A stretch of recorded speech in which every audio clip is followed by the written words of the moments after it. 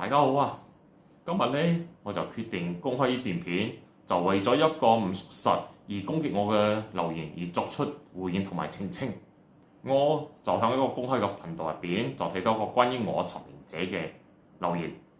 呢個留言呢，就係 B 小姐指我尋名者喺一個公開嘅聚會入邊講佢抄襲一位叫昌朋友嘅故事，仲話我因為呢件事而唔中意佢。我想講嘅就係以上嘅指控呢都係不屬實嘅，所以呢，我就要出嚟回應呢幾件事啦。OK， 關於呢個抄襲嘅事件呢，我都係聽我朋友阿 Chan 親口同我講話 B 小姐抄襲佢嘅故事，而唔係我講嘅。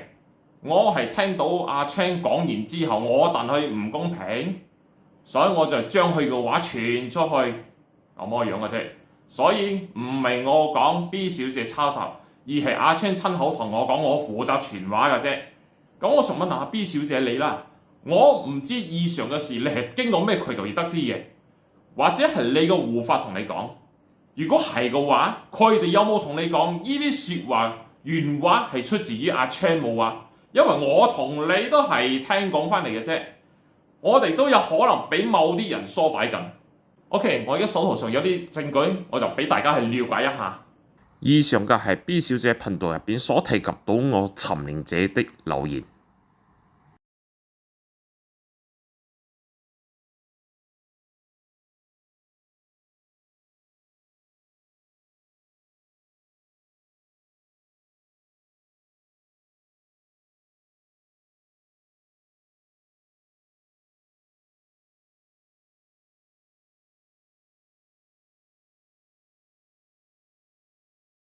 呢個係阿 Chan 主動揾我講啤梨小姐好似抄佢對白嘅訊息，而當時嘅我係完全係唔知情嘅。去到我見到啲影子，慢慢啲氣體咧就好似成一個人嘅形咯，跟住就去到一啲影子成人咗之後，佢有唔同嘅顏色咁樣，跟住去到呢個顏色嘅時候咧，你就越睇越清楚，就覺得呢樣嘢會喐動，會可能行埋你。或者去到好多人都知道嘅就係我可以睇到一個實體，有冇可能見到個實體就好似一個人咁樣，你完全分佢唔出呢？其實我大多數睇到嘅嘢呢，就係一個，我點樣去分別靈體呢？就係我見到一個人去木頭木眼，即係可能你睇下喂，嗰幾句對白，你會覺得好熟面口冇？個對白嗰個對白係好熟啦，我唔記得咗邊度聽過嘅，係咪我同你講過㗎？係咪定話因為我哋兩個講嘢有講到係咪啊？我唔係同你講過，我平時睇嗰啲都係灰灰白白咁㗎嘛，係打擺見到咁實體㗎嘛，之後先咁實體嘛。嗰次我唔係成日同你講嘅咩？之後同阿亮出嚟都有講嘅。冇見過咁實體嘅芒，之後先見到咁實體。因為我係講開始係灰灰一紮煙嘅芒，之後灰灰白白哈哈咁芒，一個嘢一個氣體咁樣識喐嚟喐去嘅。之後係到酒店之後，慢慢睇到實體咁樣嘛。似冇你聽我講嗰啲，嗰日去信息嚟問我你呢啲嘢你知冇？呢個 Billy， 呢個 Billy 即係唔好睇到個樣個人咁熟啊！可能係抄咗呢個對白嚇，我就覺得好熟。我好似同你講過係咪啊？討論過嘅，係我就覺得好熟。Billy 即係抄咗你嘅橋啊！係諗到係你應該唔會介意嘅咯。係你唔介意係咪抄鳩你？係因為佢有問過你個冇喎，其實問過你嘅同意啊，我可以抄你個 idea 入我嘅片啊，得冇啊？有問過你冇？佢就冇問過我啦。佢係問我嗰啲事係點樣發生㗎啦？佢正話同我講嗰啲嘢，咪我平時咁樣同你講咯。我平時點樣同你講？佢問我嘅時候，我咪點樣同佢講咯。佢又講翻同樣嘅嘢出嚟咯。冇相干，我就嗱，可能都係大家可能咁啱得咁巧啦，就當佢咁啱得咁巧啦。可能佢之前都係咁樣樣嘅咧。陣先啦，我再影多個嘢俾你睇下。我同你講，真係咁啱得咁巧啊！我講 ，OK， 我就俾大家睇到嘅嘢一樣啦。OK， 我就俾，因為始終我我冇你哋呢種體質啦，所以我就唔係好明白個個人睇到體質係點樣啊。OK， 我就當你睇到，當你同佢睇到嘅嘢一樣啦。即係我哋書館裏學校入邊咧係有好出名一個，之前咧好多年前發生咧，佢哋講要見到一個婆婆嘅，又係婆婆啊喂！呢個世事真係咁啱得咁巧啊，咪啊喂！都係嗰句啦，芳芳，你咪真係當佢咁啱得咁巧啊！屌，同我傾論幾之後，係咪？你啲橋好撚似啊！真係唔係講笑啊喂！我點樣？我應該點樣講好咧？我當係巧合啦嚇！我當係巧合啦。我想問日後阿啤你姐佢就問你啲嘢，你咪照樣講啊！你照樣講啊！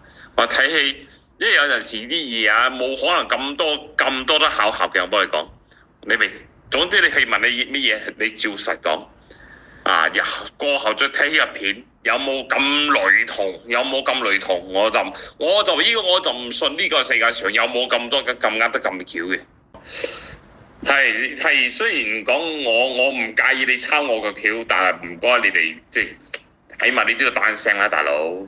但我唔信，我唔會相信話，即係呢個世界上咁啱得咁巧嘅咯。哦，我淨係呢兩條片啊，連住落㗎嚇，呢個故事係。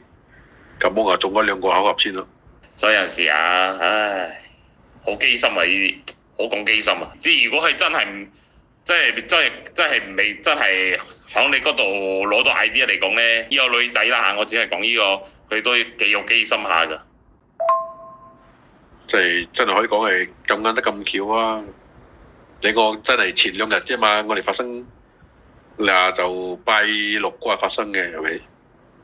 之後佢又夜晚問我咯，即係隔到而家唔係好耐啫嘛，最多咪兩3、4日咁樣，同樣嘅嘢我出多咗嚟，屌佢老味！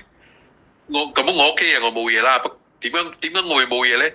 因為我唔會將呢件事講出去嘛，我唔會再炒呢件事嘛。我佢講 OK 嘅，老實講，我冇咩啦，真係冇咩嘅我都。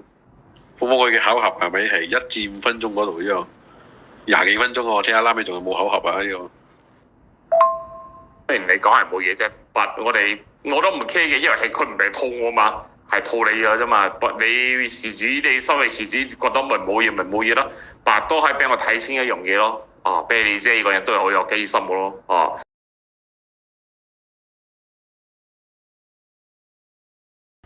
嗱，芳芳呢句嘢我同你講咗幾多擺？你講呢句嘢我同你講咗幾多擺？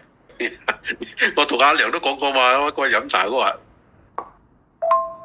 講啦，你自己執生啦嚇。總之你去同你講啲嘢，你覺得你 OK， 你咪講啦。如果你覺得冇問題，你講啦嚇，你咪講咯。但咧日後去繼續套用呢啲嘢咧，有陣時有一啲嘢啊會有即係點樣講？會有啲嘢我承擔嘅咯。你自己就睇自己咯。我驚你又講翻同樣嘅嘢係咪？啲人咪講我，呢個唔係響我啤你自己嗰度聽到嘅咩？做咩你又響你嗰度講嘅？係咪呢家係漏啊？可能會有咁嘅事啦。芳芳其實咁都算係3個巧合噶咯喎，有幾分鐘入邊就真係當佢巧合啦，真係冇諗咁多嘅真係。可以講咧，呢3個巧合咧，如果有3種巧合咧，就唔係叫巧合啦。